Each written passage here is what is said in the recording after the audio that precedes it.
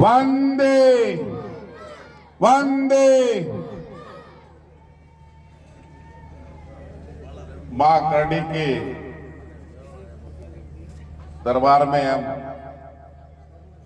सब लोग इकट्ठे हुए हैं।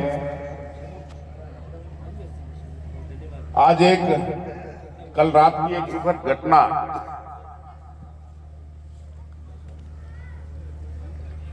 थे नोखा के बारातियां आई और एक ही परिवार के 6 सदस्य चले गए।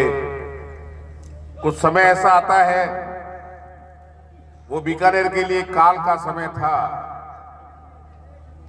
कुछ यहां हुआ, कुछ डूंगरगढ़ में, एक कहीं और हुआ, और 3 ऐसी घटना जो हुई तो शायद 5-7 दिन पहले, लेकिन उसका भी खुलासा कोई रात को इसी समय होना था। तो आपने जो सम्मान समारोह रखा उसमें हमारा और श्याम जी का मन नहीं हुआ, लेकिन आपका प्रेम, मैंने कहा हम आएंगे, क्योंकि सम्मान समारोह होता है हर्ष का, प्रफुल्लित का, आनंद का। लेकिन इस तरह की घटनाएं होने के बाद में हमने और श्याम जी ने मन बनाया कि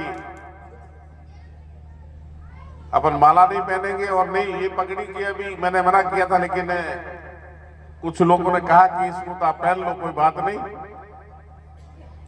आपने आप सम्मान समारोह रखा।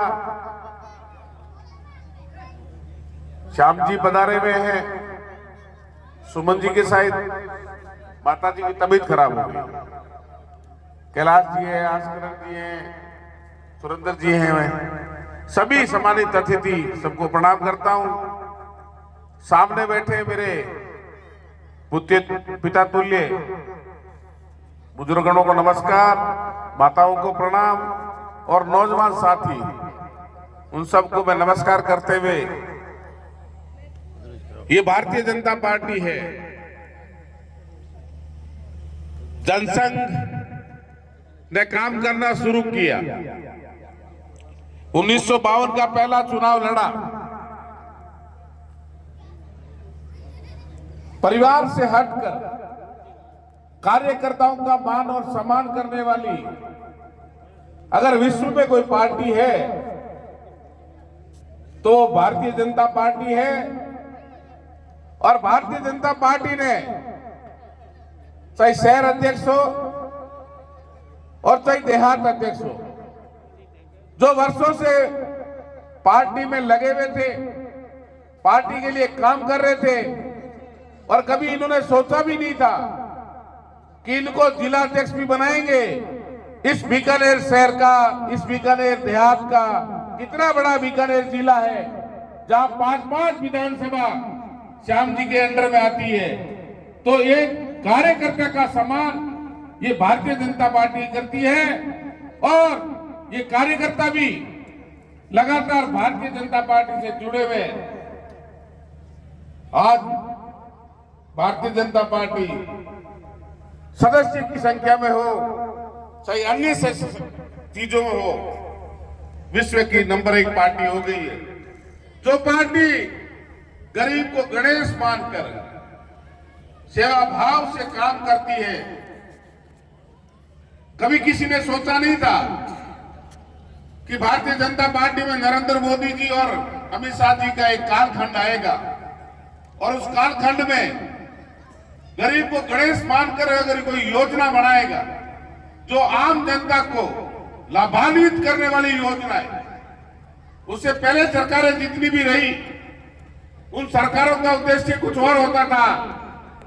गरीबी हटाएंगे, प्रयास नहीं करेंगे, गरीबी हटाएंगे, नियम स्कीम नहीं बनाएंगे।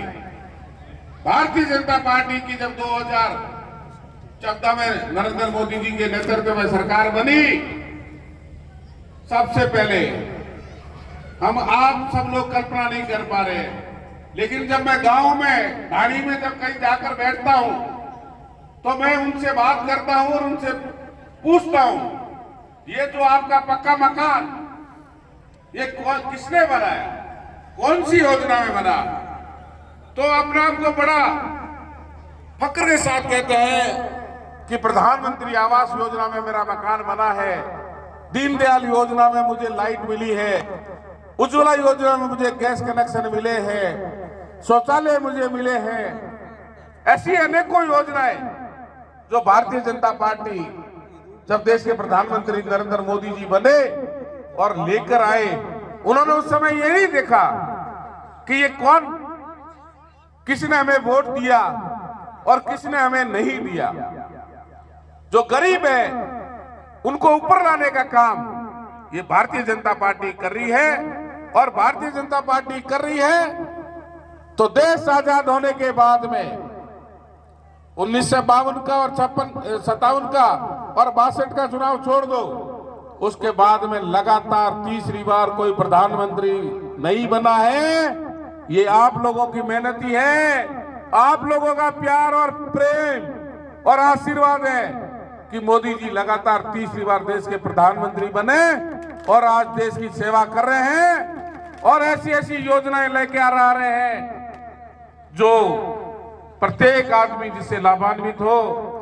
बातें बहुत होगी, कार्यकर्ताओं का सम्मान, कार्यकर्ता ही मजबूत होता है और ये कार्यकर्ताओं का ही सम्मान है कि 1980 में जो भारतीय जनता पार्टी बनी आज एक भट्ट वर्क्स के रूप में काम कर रही है।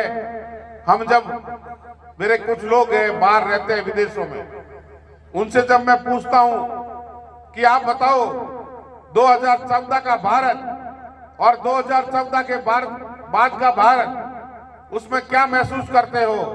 वो बड़े फक्र के साथ कहते हैं कि हम इतना अच्छा महसूस करते हैं जब हम कहते हैं कि हम इंडिया के हैं, तो वो लोग कहते हैं अच्छा मोदी जी के यहाँ के, मोदी जी जिसके प्रधानमंत्री है।